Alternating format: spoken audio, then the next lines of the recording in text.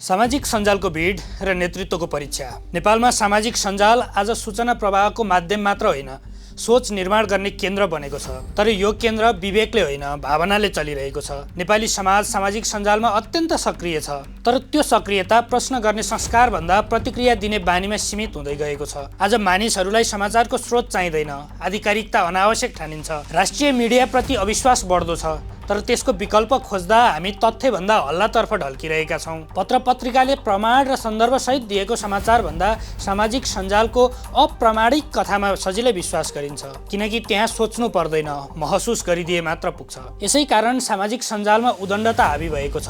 असहमति अब बहस होइन, आक्रमण हो। प्रश्न जिज्ञासा होइन, आरोप बनेको छ। जो संयमित बोल्छ ऊ कमजोर ठहरिन्छ, जो चर्को कराउँछ ऊ नै सही ठहरिन्छ। यसरी भिड नै न्यायाधीश बन्दै गएको छ। यसको प्रत्यक्ष असर राजनीतिमा देखिन्छ। आज संसदभन्दा प्रभावकारी छन् भाइरल पोस्ट र ट्रेन्डिङ भिडियो।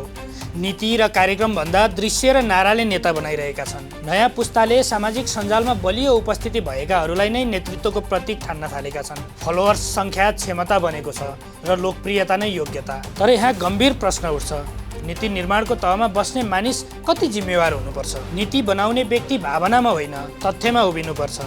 उसले भिडको हुङ्कार होइन, संविधान र दीर्घकालीन प्रभाव सुन्नुपर्छ। उसका निर्णयले एक दिन होइन, पुस्तौँलाई असर पार्छ। नेता हुनु भनेको बोल्ने अधिकार मात्र होइन, परिणामको जिम्मेवार बोक्ने क्षमता हो। सामाजिक सञ्जालले लोकप्रियता दिन सक्छ, तर परिपक्वता दिन सक्दैन। भाइरल हुन सक्ने भाषण र कार्यान्वयन गर्न सक्ने नीति फरक कुरा हुन्। ताली बजाउने भिडले असफल नीतिको मूल्य तिर्दैन, त्यो मूल्य देशले तिर्छ। यही नेताको परिभाषा सङ्कटमा पर्छ। सामाजिक सञ्जाल नेतृत्व देखाउने मञ्च हुन सक्छ, नेतृत्व मापन गर्ने मापदण्ड होइन। नेता भनेको केवल आलोचना गर्ने होइन, समाधान दिन सक्ने व्यक्ति हो।